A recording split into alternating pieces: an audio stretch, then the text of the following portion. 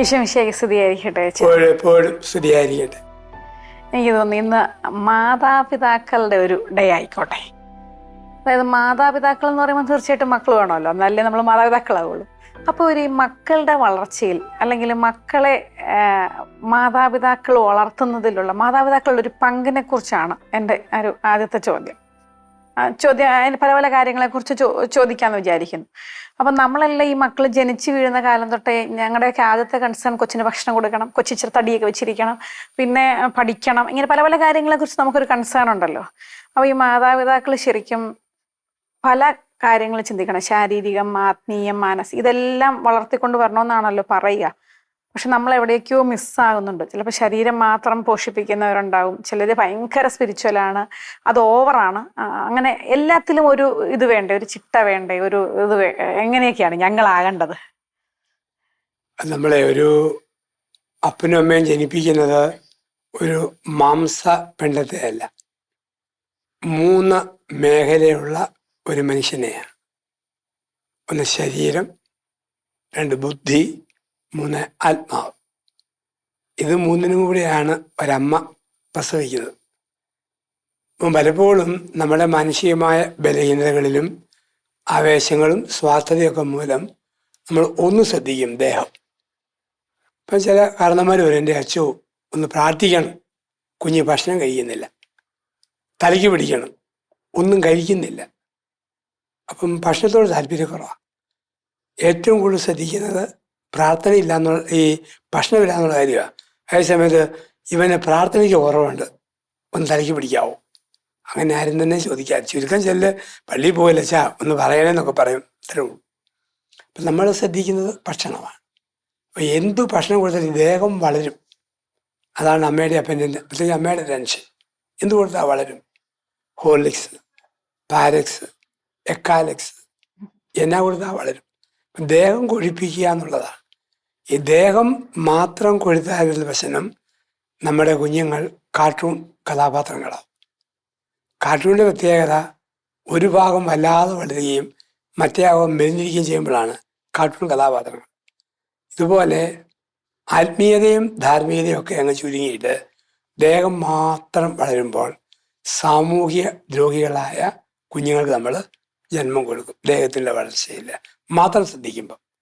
അതേസമയത്ത് വിവേകത്തോടുകൂടി ആരോഗ്യമുള്ള ഭക്ഷണം എന്താണ്, എന്നാ കൊടുക്കണം, കൊടുക്കേണ്ട, അങ്ങനെ തീരുമാനം ധാരാളം അമ്മമാരുണ്ട്, ധാരാളം പേരുണ്ട്. അങ്ങനെ നമുക്ക് ചെയ്യാൻ പറ്റും. നമ്മുടെ മുമ്പ് 2 വഴികൾ ഇതുണ്ട്. രണ്ടാമത് ബുദ്ധിയുടെ വളർച്ചയെല്ലാം ശ്രദ്ധിക്കുക, ബുദ്ധിപരമായിട്ട് വളരണം. ഏത് കോഴ്സ്, എത്ര ലോൺ, എന്ത് വേണമെങ്കിലും ചെയ്യും അല്ലേ? എന്ത് വേണമെങ്കിലും ചെയ്യും, അതിനെന്തും ചെയ്യും. അത് സ്റ്റേറ്റ് സിലബസിൽ പഠിക്കണോ, സെൻട്രൽ സിലബസ്, ഇംഗ്ലീഷ് മീഡിയം വേണോ, മലയാളം മീഡിയം വേണോ, ഭയങ്കരമായി ശ്രദ്ധിക്കണം. കാരണം അത് കുഞ്ഞുങ്ങളുടെ ആ പ്രായത്തിൽ തീരുമാനിച്ചേ പറ്റൂ. അല്ല, അച്ഛൻ ഈ പറഞ്ഞ ഭക്ഷണമാണെങ്കിലും ബുദ്ധിയാണെങ്കിലും നമ്മൾ ശ്രദ്ധിക്കണം.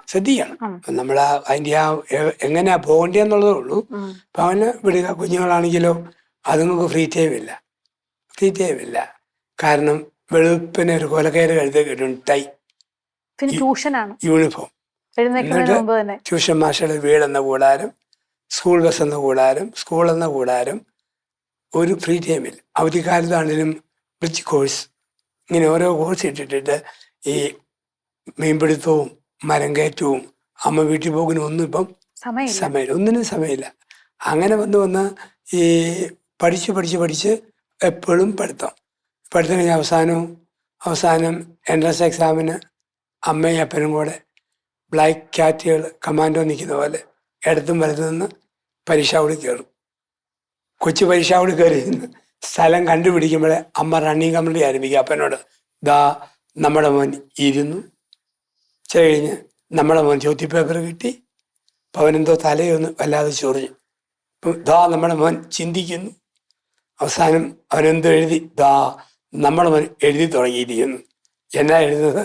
ശ്വാസം മുട്ടിച്ച് വളർത്തിയ മുടിഞ്ഞ തള്ളെ നീ ഒടുങ്ങിപ്പോകുമെന്നാണ് ആദ്യത്തെ എഴുത്ത്. അപ്പം ഇതാണ് ഇന്നത്തെ വലിയൊരു പ്രശ്നം വരുന്നത്. ഭൗതിക തലത്തിലെ വലിയ വളർച്ച. എന്തെല്ലാം പഠിച്ചാൽ ഈയിടെ തമാശകൾ പറയുന്നത് കേട്ടു. 8ാം ക്ലാസ്സിൽ പഠിക്കുന്നൊരു കുഞ്ഞ് വലുതുകാരൻ്റെ ചെറുവരിലൊടിഞ്ഞ് ഗവൺമെൻറ് ആശുപത്രി കിടക്കും. എന്നാ പറ്റിയെന്ന് ചോദിച്ചപ്പം 8ലെ കണക്ക് പുസ്തകം കാലേ വീണതാണ്. ഇത്രയേ ഉണ്ട്.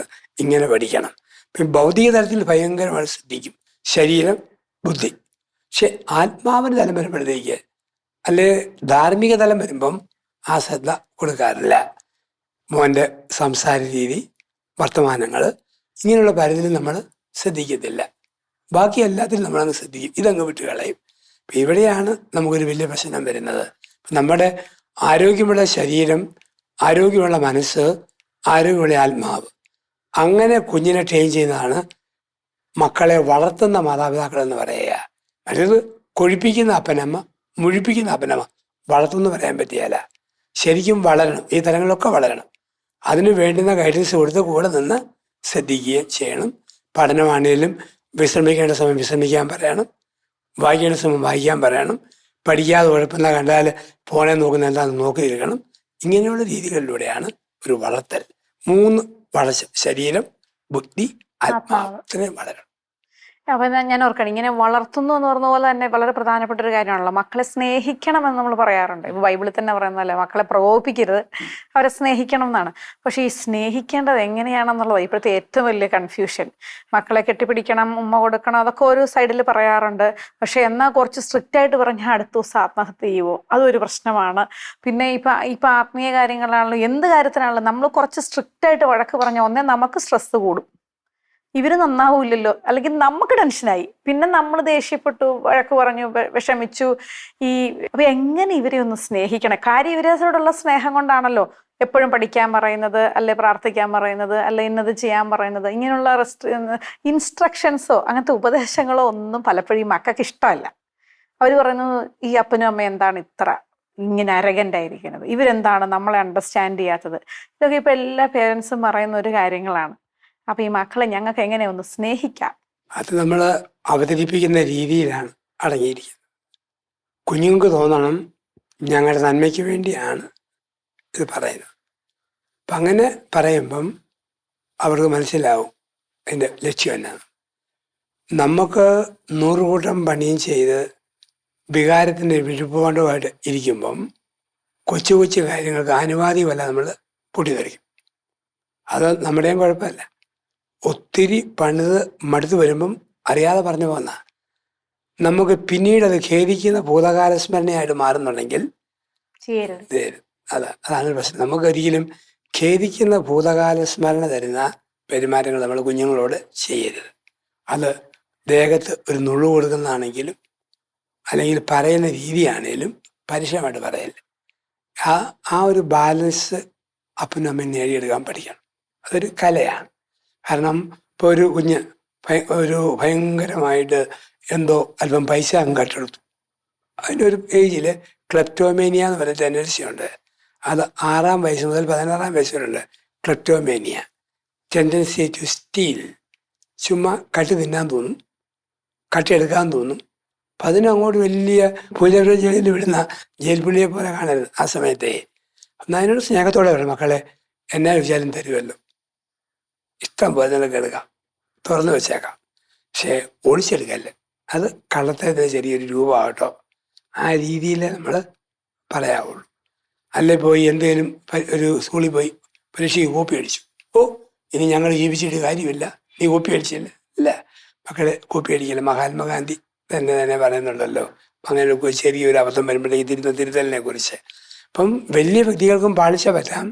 അപ്പം അങ്ങനെ എടുത്താൽ മതി. മോൻ്റെ ജീവിതം അതിനി ഉണ്ടായത് അങ്ങനെ ഉണ്ടായാൽ അപ്പനും അമ്മയ്ക്കും സമൂഹം നാണക്കേടുക ഞങ്ങൾക്ക് വലിയ വേദനയാണ്. അപ്പനും അമ്മയും മക്കളെ വേദനിപ്പിക്കല്ലേ, കുഞ്ഞ് ചിന്തിക്കാൻ അവസരമാവും. പക്ഷേ ഇത് പറഞ്ഞപ്പോൾ ഞാനൊരു കാര്യം അച്ഛനെ ഇടയ്ക്ക് കയറി ചോദിക്കുക. പക്ഷെ ചില മാതാപിതാക്കളുണ്ട് ഈ സ്കൂളുകളിലൊക്കെ വന്നിട്ട്, ഞാനും ടീച്ചറാണല്ലോ അതുകൊണ്ട് എനിക്കറിയാം, അവരങ്ങ് ന്യായീകരിക്കും മക്കളെ ഭയങ്കരമായിട്ട്. ഇത് ഇങ്ങനെ പറഞ്ഞ് മനസ്സിലാക്കുകയാണെങ്കിൽ ഓക്കെ, ഒരു സോറി പറയാൻ പഠിപ്പിക്കുക, തെറ്റിപ്പോയി എന്ന് പറയുക, പിന്നെ തിരുത്തുക എന്നുള്ളതല്ല. എൻ്റെ മക്കൾ ഇങ്ങനെയൊന്നും ചെയ്യില്ല, അവരെപ്പോഴും ഓൾ റൈറ്റ് ആണ്, നിങ്ങളാണ് പ്രശ്നം എന്ന് പറയുന്ന കുറെ പേരൻസ് ഉണ്ട്. നമ്മളിപ്പോൾ അവരൊരു കുറ്റം ചെയ്ത് അവരുടെ കൂടെ നിൽക്കണം, ശരിയാണ്. പക്ഷെ എന്നാൽ പോലും അത് തെറ്റാണെന്നൊരു ബോധ്യം മസ്റ്റായിട്ടും കൊടുക്കാതെ ചെയ്യുന്നവരുണ്ട്. ശരിയല്ല, അവരുടെ ആ പേരൻസിന്റെ ആറ്റിറ്റ്യൂഡ് ശരിയല്ല. അവരാ മക്കളെ നശിപ്പിക്കതേ ഉള്ളൂ, ആ മക്കളും ഗതി പിടിക്കത്തില്ല. ചില കാര്യം നമ്മൾ തുറന്നു പറഞ്ഞല്ലേ പറ്റുള്ളൂ. അങ്ങനെ ഒരു സ്നേഹത്തോടെ നമുക്ക് മിണ്ടാൻ പറ്റിയാൽ ഗുണമെന്നു വെച്ച് കഴിഞ്ഞാൽ രഹസ്യങ്ങൾ പരമാവധി പെണ്ണ് അമ്മയോട് പറയും, ആൺകുട്ടി അപ്പനോടോ അമ്മയോടോ പറയും. അവർക്കൊരു സ്വകാര്യ ഹിഡൻ അജണ്ട പിന്നെയില്ല. എന്തും തുറന്നു പറയാനുള്ള ഫ്രീഡം കിട്ടും. ഒപ്പം ഒരു ഹൃദയ ഐക്യവും വരും. തീർച്ചയായിട്ടും. ഈ അമ്മയോട് ഇരിക്കാം, അപ്പനോട് ഇരിക്കാം, ഈ ഒരു ഹൃദയ ഐക്യത്തിലേക്ക് മക്കള് അങ്ങ് മാറുക ചെയ്യുന്നത്. പലപ്പോഴും നമ്മൾ ശാസിച്ച് കീഴ്പ്പെടുത്തുക എന്ന് വെച്ചാൽ പട്ടാളം, പോലീസ് ഒരിക്കലും കുടുംബത്തിൽ മക്കളുടെ നടത്തരുത്. അത് പറ്റിയില്ല. അതോടൊപ്പം ചെല്ലുന്നത് ആ കാലങ്ങൾ കഴിഞ്ഞു പോയി. അപ്പം ഇങ്ങനെ സ്നേഹബുദ്ധിയ മക്കൾ ഇന്ന വശമുണ്ട്, ശ്രദ്ധിക്കണം, ഇങ്ങനെയൊക്കെയാ എന്ന് പറഞ്ഞാൽ അവരെ നേടാൻ പറ്റും, തിരുത്താൻ പറ്റും. പക്ഷെ അപ്പം ഞാനിങ്ങനെ ഓർക്കുവാണ്, നമ്മുടെയൊക്കെ ജീവിതത്തിൽ പറ്റുന്ന കാര്യങ്ങൾ നമ്മൾ സ്നേഹബുദ്ധിയാ പറയും. ഇവരാദ്യം അനുസരിക്കില്ല, രണ്ടാമത് അനുസരിക്കില്ല, മൂന്നാമതും അനുസരിക്കില്ല. അത് വരുമ്പോൾ നമുക്ക് ദേഷ്യം വരുമല്ലോ. അപ്പൊ ശരിക്കും പറഞ്ഞാൽ ഞങ്ങൾക്ക് ക്ഷമ വേണം അല്ലേ, ഒരു കാത്തിരിപ്പ്. അത് പിന്നെയല്ല, അത് പോട്ടെ. എത്രയാണെങ്കിലും ക്രിസ്തു പറഞ്ഞില്ലേ, 7 അല്ല 7 70 എന്ന് പറഞ്ഞാൽ ആ 70 നമ്പറല്ല. ഇത് പോട്ടെ, എപ്പോഴും ദൈവം ശരിയാക്കും. എൻ്റെ ഭാഗം ഞാൻ ചെയ്യുന്നുണ്ട്, ബാക്കി തമ്പുരാൻ ചെയ്യട്ടെ. അങ്ങനെ ഒരു ആറ്റിറ്റ്യൂഡ് നമുക്ക് എടുക്കാൻ പറ്റും. എവിടെയെങ്കിലും ഓർത്ത് നമ്മൾ അരിശപ്പെട്ട് കഴിഞ്ഞാൽ 10 പ്രാവശ്യം കഴിഞ്ഞാൽ ക്ഷമയും പോയി. പിന്നെ ഈ അരിശം നിൽക്കുകയുള്ളൂ മനസ്സിൽ. ക്ഷമിച്ച കാര്യങ്ങളൊന്നും പിന്നെ നമ്മൾ മറക്കത്തില്ല. അത് മനസ്സിൽ കിടക്കുകയല്ല.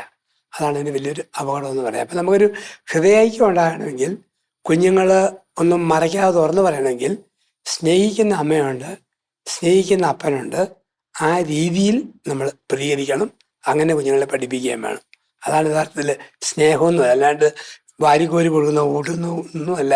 അതൊക്കെ കഴിയുമ്പം സ്വയം വാരാൻ തുടങ്ങുമ്പോൾ വാരി കൊടുത്തത് മറന്നു. സ്വന്തം കാലം നടക്കാൻ പറ്റുമ്പം കൈ പിടിച്ച് നടത്തിയത് മറക്കും. കൂടെ കിടത്ത് ഉറങ്ങിയത് സ്വയം ഉറങ്ങി തുടങ്ങുമ്പം അമ്മ മാറിപ്പോയാൽ മതി എന്ന് ഓർക്കും. അതൊന്നും അല്ല സ്നേഹം. സ്നേഹം ഇങ്ങനെയുള്ള കരുണാപൂർവമായ തിരുത്തലുകളും സ്നേഹപൂർവമായ ആഹ്വാനങ്ങളും ശാസനകളും ആ രീതി കൊടുക്കുമ്പോഴാണ്. അല്ലെങ്കിൽ ഒരു സുപ്രഭാതത്തിൽ കേൾക്കാം, അവക്കൊരു ബോയ് ഫ്രണ്ട് ഉണ്ടായിരുന്നു. അത് ഞാൻ ചോദിക്കാൻ വന്നപ്പോഴാണ് അച്ഛൻ ഇങ്ങോട്ട് പറഞ്ഞത്. കാരണം ടീനേജിൽ ഇങ്ങനത്തെ ഇഷ്യൂസ് ഹൃദയിക്കുമില്ല, പറയാനുള്ള ഫ്രീഡവും ഇല്ല. ഈ സ്നേഹം ഉണ്ടെന്ന് വരിയിൽ അത് ഓർക്കും, അയ്യോ ഈ അമ്മയെ വഞ്ചിക്കുന്ന ഒന്നും എനിക്ക് പറ്റിയല്ല, ഈ അപ്പനെ ഓടിക്കുന്ന എനിക്കൊന്ന് പറ്റിയല്ല. അതിൻ്റെ കാരണം തന്നെ ഒത്രയും സ്നേഹം ചൊരിഞ്ഞു കൊടുത്തു. അതേസമയത്ത് കോപത്തിൻ്റെ തിരുത്തലും ശാസനയാണെന്ന് തോന്നും. പെർഫ്യൂം കാണിച്ച ഒരുത്തിൻ്റെ പുറകെ വേണേൽ ഓടാൻ തോന്നും. മോളെ മുത്തേന്ന് വിളിച്ചവൻ്റെ പുറകെ പോകാൻ തോന്നും. ഒരു ഐസ്ക്രീം മേടിച്ചു കൊടുത്താൽ പുറകെ പോകും. കാരണം വേണ്ട സ്നേഹം കൊടുക്കേണ്ടതുപോലെ കിട്ടാത്തടത്ത് നമ്മൾ പറയും, എന്നാ കുറവ്, എന്തെല്ലാം കൊടുത്തിട്ടും കുഞ്ഞ് വഞ്ചിക്കുന്നല്ലത്. ഹൃദയിക്കുമില്ല ഉണ്ടെങ്കിൽ എപ്പോഴും ഒരിക്കൽ അമ്മയോട് പറഞ്ഞു, അമ്മ ഇങ്ങനെ ഒരു സംഗതി വന്നിട്ടുണ്ട്.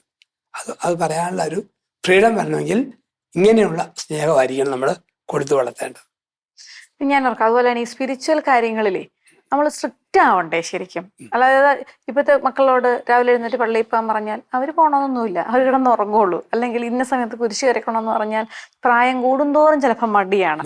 അപ്പോൾ ഈ ചിലപ്പോൾ നമ്മൾ ഓർക്കും, ഇന്ന് ഈ വഴക്ക് പറഞ്ഞ് പള്ളിയിൽ കൊണ്ടെത്തിച്ചിട്ട് അല്ലെങ്കിൽ പ്രാർത്ഥിപ്പിച്ചിട്ട് എന്ത് കിട്ടാനാ?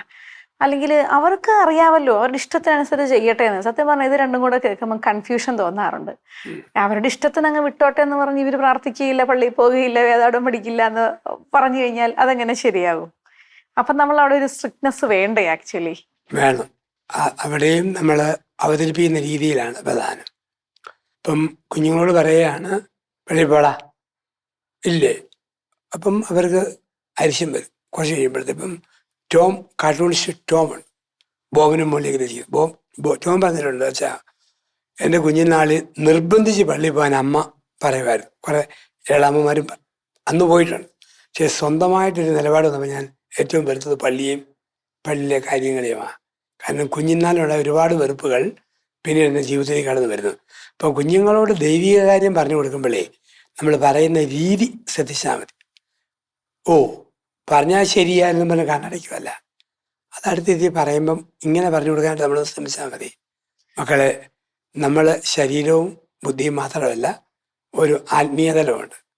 ആത്മീയതലം നന്നായിട്ടുണ്ടെങ്കിൽ നല്ല തീരുമാനം എടുക്കാൻ കഴിവുള്ള മകനായിട്ട് മകളായിട്ട് മാറുകയുള്ളൂ. അതിന് നീ പ്രാർത്ഥിക്കണം. നമ്മൾ ഒത്തിരി ചൂട് പിടിച്ചെടുത്ത് കയറി വരുമ്പോൾ AC റൂമിൽ ഇരിക്കുമ്പോൾ ഒരു തണുപ്പുണ്ട്. ഇതുപോലെയാണ് പ്രാർത്ഥന വരുന്ന മാറ്റം.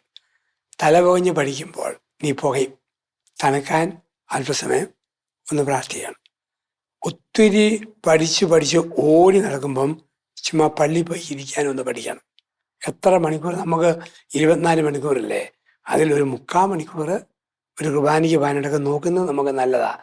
അങ്ങനെ ചെയ്യുമ്പം ബാക്കി 23 മണിക്കൂറിൽ കൂടുതൽ ദൈവാനുഗ്രഹം നമുക്ക് കിട്ടും. അപ്പം നീ ഇപ്പം 10 പ്രാവശ്യം വായിക്കുന്നത് പിന്നെ ഒരു പ്രാവശ്യം വായിക്കുമ്പോൾ നിന്റെ ബുദ്ധിയിലേക്ക് ദൈവം കൊണ്ടുവന്ന് തരും. അപ്പം അതാണ് താൻ പാതി ദൈവം പാതി. മോൻ ആ രീതിയിൽ പ്രാർത്ഥിച്ചാൽ ഇത് കിട്ടും. ഈ 2 മാസം ശ്രമിച്ച് നോക്കിക്കേ, പറ്റുന്നില്ല വേണ്ട, പറ്റുമെങ്കിൽ നമുക്ക് ആകാമല്ലോ. അപ്പം ആ രീതിയിൽ ഇൻഡയറക്റ്റ് വേയിൽ കുഞ്ഞുങ്ങളെ ഇൻഫ്ലുവൻസ് ചെയ്യാനായിട്ട് നമ്മൾ ശ്രദ്ധിക്കണം ആത്മീയ കാര്യങ്ങളിൽ. അത് നിർബന്ധിച്ച് വഴക്ക് പറഞ്ഞാൽ അവർ മസിൽ പിടിച്ച് മാറിപ്പോകത്തേ. ഈ ഒരു കാര്യം പറയുമ്പോഴേ സാധാരണഗതിയിൽ ഇത് മിക്കവാറും ഈ റോള് ചെയ്യുന്നത് അമ്മമാരായിരിക്കും വീട്ടില്. അപ്പന്മാർ ഇതൊന്നും അറിയുന്നേ ഇല്ല. പള്ളിയിൽ പോയാലും പോയില്ലേലും പ്രാർത്ഥിച്ചില്ല അവർക്കൊരു പ്രശ്നമേ ഇല്ല. അപ്പൊ അങ്ങനെ വരുമ്പോ മക്കളുടെ മുമ്പിൽ എപ്പോഴും എന്താണ് ഹിറ്റ്ലർ എന്ന് പറയുന്നത് അപ്പനല്ല അമ്മയാ. ഇപ്പോഴത്തെ ഒരു പ്രസന്റ് ജനറേഷന്റെ കാര്യം ഞാൻ പറഞ്ഞത്. നമ്മൾ ഭയങ്കര സ്ട്രിക്റ്റാ. അപ്പൻ ഭയങ്കര സന്തോഷം രസം ചിരി കളികൾക്കൊക്കെ ഉള്ള ആളാണെങ്കിൽ അമ്മയാണ് നീ അത് ചെയ്യടാ പ്രാർത്ഥിക്കടാ ഈ വക ഇൻസ്ട്രക്ഷൻസ് എപ്പോഴും പോകുന്നത് അമ്മയിൽ നിന്നാ. പക്ഷെ അവിടെ ഒരു ക്ലാഷ് ഇല്ലേ? അതെങ്ങനെയാ അപ്പനും അമ്മയും ചേർന്ന് നടപ്പിലാക്കുന്നത്? ക്ലാഷ് അപ്പന്റെ വീഴ്ചയാണ്. അത് അമ്മ തന്നെ അപ്പനോട് പറയേണ്ടി വരും. ശാന്തമായിട്ട് കിട്ടുമ്പോഴൊക്കെ നിങ്ങളിങ്ങനെ പോയി കഴിഞ്ഞാൽ മക്കളുടെ ഭാവി പോവും. അപ്പോൾ എനിക്ക് അതിൻ്റെതായ ടെൻഷനുണ്ട്. അതുകൊണ്ട് അല്പം ഈ കാര്യങ്ങളിൽ അപ്പനും ശ്രദ്ധിക്കണം. സ്ട്രിക്റ്റ് ആവുമൊന്നുമല്ല, ഞാൻ കാണിക്കുന്ന ആറ്റിറ്റ്യൂഡ് മക്കളുടെ ആത്മീയ ജീവിതത്തിൽ അപ്പനും കാണിക്കണം. അല്ലാണ്ട് ഒരു നന്മ വന്നാൽ എൻ്റെ മോന അതിൻ്റെ ഗുണമാണ്, തിന്മ വന്നാൽ നിന്റെ കേടാ അതിൻ്റെ വകുപ്പാ. അത് വിവേകമില്ലാത്ത വർത്താന. ഒരുമിക്കണം. അതിന് പറയണത് യോസേപ്പിതാവും മാധവും ഒരുമിച്ചല്ലേ 3 ദിവസം ഈശോയെ തേടിയതേ. അപ്പോഴാണല്ലോ കണ്ടു കിട്ടിയത്. ഒരുമിച്ച് തേടിയപ്പോഴാണ് കണ്ടു കിട്ടുന്നത്. അതുപോലെ ഒരുമിച്ച് തേടണം, ഒരുമിച്ച് കറക്റ്റ് ചെയ്യണം, ഒന്നിച്ച് നിൽക്കണം, ഒന്നിച്ച് ബലപ്പെടുത്തണം. ആ രീതി പ്രത്യേകിച്ച് ആത്മീയ കാര്യങ്ങളിൽ 2 സ്വരം ഉണ്ടാകരുത്. അവൻ സൗരണ്ടേ പൊക്കോളും അങ്ങനെ പറയാൻ പാടില്ല. അമ്മ പറയുന്ന മോനെ നന്മയ്ക്ക് ആരും അമ്മയോട് ഒത്തുനിന്ന് അപ്പനും ആത്മീയ കാര്യങ്ങളിൽ മോനെയും മോളെയും ഗൈഡ് ചെയ്യണം. അത് അച്ഛൻ പറഞ്ഞപ്പോഴാണ് ഞാൻ ഓർത്തത്. അമ്മയോട് ഒത്തുനിന്ന് പല കാര്യങ്ങളും ഏറ്റവും വലിയൊരു പ്രശ്നം അമ്മ ഒന്നും പറയും അപ്പം വേറൊന്നും പറയും എന്നുള്ളതാണല്ലോ. പക്ഷെ ഈ മക്കളെ ചിലർ വഴക്ക് പറയുമ്പോൾ ചില ഇങ്ങനെ പറയും, സൈക്കോളജിസ്റ്റുകൾ ഇങ്ങനെ പറയും, 2 പേരോട് ഒരുമിച്ച് കൊച്ചിനെ വഴക്ക് പറയരുത്. ഒരാൾ വഴക്ക് പറയുമ്പോൾ മറ്റേയാൾ ഇച്ചിരി ഒന്ന് തണുപ്പിച്ച് സൈഡിൽ നിന്നില്ലെങ്കിൽ കൊച്ചാകപ്പാടെ വിഷമിച്ച് പോകും. ഒറ്റയടിക്ക് 2 പേരും കൂടെ ഒരേപോലെ ഹരാസ് ചെയ്താൽ മക്കൾക്കൊരു വിഷമം ഉണ്ടാകും. ആ ഒരു ആറ്റിറ്റ്യൂഡിനോട് അച്ഛൻ എന്നാ, അത് ശരിയാണോ? അത് അല്ല, അതിനകത്തോണ്ടൊരു വശമുണ്ട്. പക്ഷെ അത് തണുപ്പിക്കുന്ന രീതിയാണേ. എന്തിനാണ് കൊച്ചിനെ വഴക്ക് പറയുന്നത്? അമ്മേനെ ഒന്നും പറയാതെ ചെയ്യണം അല്ലേ? ആ രീതിയിൽ. അല്ലെങ്കിൽ ആ സമയത്ത് മൗനം പാലിക്കണം. ഒരാൾ മൗനം പാലിക്കണം ആ സമയത്തെ. എന്നുവെച്ചാൽ കുഞ്ഞ് ദുഃഖിച്ചിരിക്കുമ്പോൾ ഈ മൗനം പാലിച്ച ആൾ പറഞ്ഞു കൊടുക്കണം, നിന്റെ വളർച്ചയ്ക്കും നന്മയ്ക്കും അമ്മ പറഞ്ഞാൽ കേട്ടോ. അതിനകത്തൊന്നും അപ്പനോട് പറഞ്ഞാൽ നിനക്ക് സങ്കടം വരുന്നതുകൊണ്ട് ഞാൻ മിണ്ടാഞ്ഞതാണ്. അങ്ങനെ അമ്മയുടെ പക്ഷം കുഞ്ഞിനോട് പറഞ്ഞു കേൾപ്പിക്കാം. അതുപോലെ അപ്പനും അങ്ങനെയെല്ലാം പറയുമ്പം ആ പിള്ളേരുടെ മുന്നിൽ കുറ്റപ്പെടുത്താതെ അപ്പം കാണിച്ച മോനെ നന്മയ്ക്ക് വേണ്ടിയാകട്ടോ ആ വശം ഒറ്റയ്ക്ക് പറഞ്ഞു കൊടുക്കണം. കുഞ്ഞുങ്ങൾക്ക് തോന്നരുത് 2 ധ്രുവങ്ങളിൽ നിൽക്കുന്ന ഒരു അപ്പനും അമ്മയും. അപ്പം പിന്നെ അവരുടെ മനസ്സിൽ 2 പേർക്കും പിന്നെ വിലയില്ല ബലമില്ല. അപ്പം ഇവർ ഒരുമിച്ചാണെന്നുള്ള ചിന്ത കൊടുത്തുകൊണ്ട് നമ്മൾ കറക്ഷൻ കൊടുക്കണം. ഏതൊരു കാര്യത്തിലും അപ്പനും അമ്മയും ഒറ്റക്കെട്ടാണെന്ന് മക്കൾക്ക് തോന്നണം. ചില കാര്യങ്ങൾ ഒറ്റക്കെട്ടല്ല, ശരിക്കും നമുക്ക് അഭിപ്രായ വ്യത്യാസം ഉണ്ടാവും. കാരണം അമ്മ പെരുമാറുന്ന പല കാര്യങ്ങളിലും അപ്പന് വലിയ അഭിപ്രായമൊന്നും ഉണ്ടാവത്തില്ല, അല്ലെ അപ്പൻ ചെയ്യുന്ന പല കാര്യങ്ങളോടും അമ്മയ്ക്ക് അഭിപ്രായം ഉണ്ടെങ്കിലും മക്കളുടെ അടുത്ത് കുറച്ചൊക്കെ അഭിനയിക്കണം അല്ലേ? അതെ, അപ്പോൾ പിള്ളേർക്ക് തോന്നണം ഇവരൊന്നാണ്. അങ്ങനെ തോന്നിയാലേ അവർ വിധേയത്വമുള്ള കുഞ്ഞുങ്ങളായിട്ട് മാറുള്ളൂ. അത് പെട്ടെന്നായിരിക്കും, ഇന്നല്ലേ നാളെ നമുക്കത് കുഞ്ഞുങ്ങൾ അതിലേക്ക് തിരിച്ചു വരും, ആ തിരിച്ചറിവിലേക്ക് വരും. നേരം ഇപ്പം കാണിക്കുന്ന ചില കുറവുകളൊക്കെ കൊച്ചുനാളിൽ നമ്മളത് ട്രെയിൻ ചെയ്തൊക്കെ വളർത്തുകയാണെങ്കിൽ കുറച്ച് വലുതാകുമ്പോൾ അല്ലെങ്കിൽ അവരുടെ കാലമാകുമ്പോൾ അവരുടെ മക്കളാകുമ്പോഴെങ്കിലും അവർ ഓർക്കാതിരിക്കുകയല്ലേ അല്ലേ? ഉറപ്പായിട്ട് വരും. കാരണം എംഹൗ അത് മനസ്സിൽ ഇങ്ങനെ കിടക്കും, പറഞ്ഞു കിടക്കും. ഞാൻ അതുപോലെ തന്നെ ഓർക്കുന്ന കാര്യം, നമുക്ക് ഇപ്പം സ്കൂളുകളിലൊക്കെ വാല്യൂ എഡ്യൂക്കേഷൻ ഒക്കെ ഉണ്ടെങ്കിൽ പോലും അതൊന്നും വലിയൊരു എംഫസൈസ് കൊടുക്കുന്ന ഒരു കാര്യമായിരിക്കണമെന്നില്ല. ക്രിസ്ത്യൻ സ്കൂളുകളിലോ അല്ലെങ്കിൽ ഒക്കെ ഉണ്ടാവാം, എല്ലാ ഇടത്തൊന്നും അങ്ങനെ ചെയ്യണമെന്നില്ല. പക്ഷെ നമുക്ക് നമ്മുടെ കുടുംബത്തിൽ നിന്ന് എങ്ങനെ ഒരു മൂല്യങ്ങൾ നിറഞ്ഞൊരു ജീവിതം മക്കളെ പഠിപ്പിക്കാൻ പറ്റും? എന്തൊക്കെ കാര്യങ്ങൾ ചെയ്താലാവില്ല? ചില കാര്യങ്ങൾ ഒരു എക്സാമ്പിൾ പോലെ പറയാമോ അച്ഛനെ? നമുക്ക് ഈ അടക്കങ്ങളെ കുറിച്ച് പറയാം. മനുഷ്യന്റെ അടക്കം കല്ലങ്ങാട് പിതാവിൻ്റെയൊക്കെ പ്രസംഗങ്ങളിൽ കേൾക്കാറുണ്ട് ഈ അടക്കത്തെക്കുറിച്ച്. നമുക്ക് 4 അടക്കങ്ങളുണ്ട്.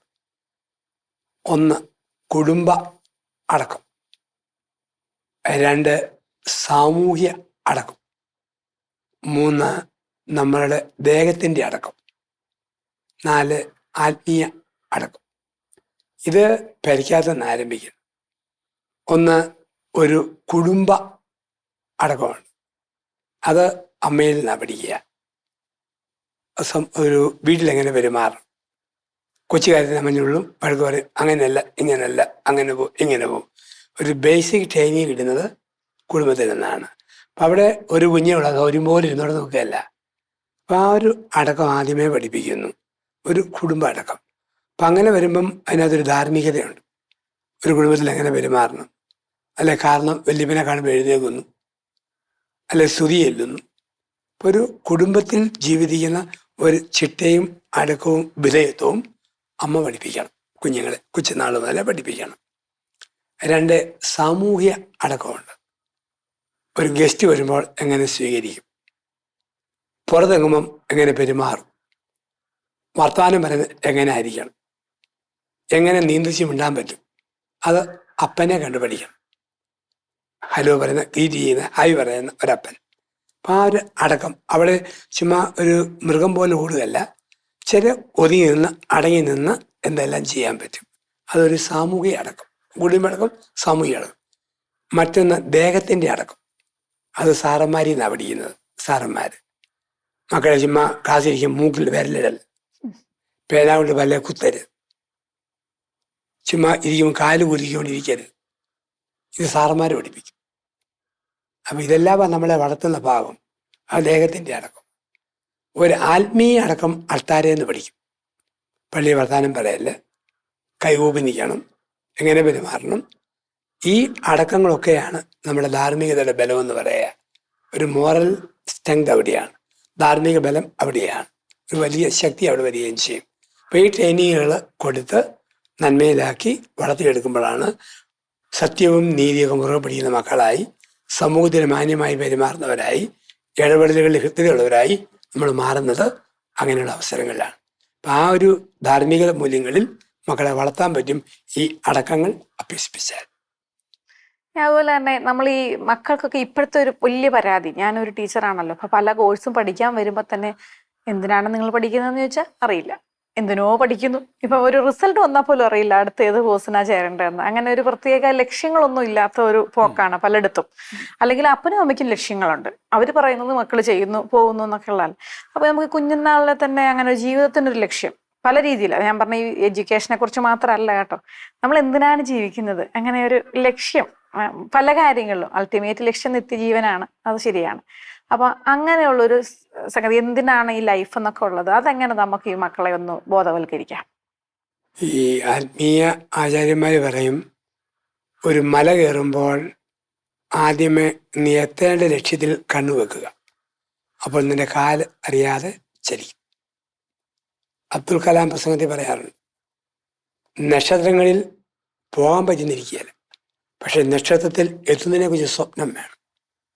സ്വപ്നമാണ് മനുഷ്യന്റെ ബലം. അപ്പം നമുക്കൊരു സ്വപ്നമില്ലേ ജീവിതമേ തീർന്നു. അപ്പം കുഞ്ഞുങ്ങളെ സ്വപ്നം കാണാൻ പഠിപ്പിക്കണം. ചുമ്മാ ഒരു കൊച്ചിനോട് പറയുന്ന, മോളെ +2 കഴിഞ്ഞ് BSc നഴ്സിംഗ് കഴിഞ്ഞ് UK പോയി കാശുണ്ടാക്കി ഒരു ദിനം കെട്ടി ജീവിക്കുക, അങ്ങനെ പഠിപ്പിക്കാം ഒരു ലക്ഷ്യം. അല്ലെ മോനോടും നഴ്സിംഗ് പഠിച്ചാൽ മതി എങ്കിലേ ജോലിക്ക് സാധ്യതയുള്ളൂ, അല്ലെ BEd പഠിച്ചാൽ മതി എങ്കിലേ സാറാകാൻ പറ്റുള്ളൂ. അതല്ല മോനെ, ഇന്ന് നിനക്ക് പഠിക്കാൻ ബുദ്ധിയുണ്ട്, IAS കോച്ചിങ്ങിന് നമുക്കൊന്ന് പോയി നോക്കണം.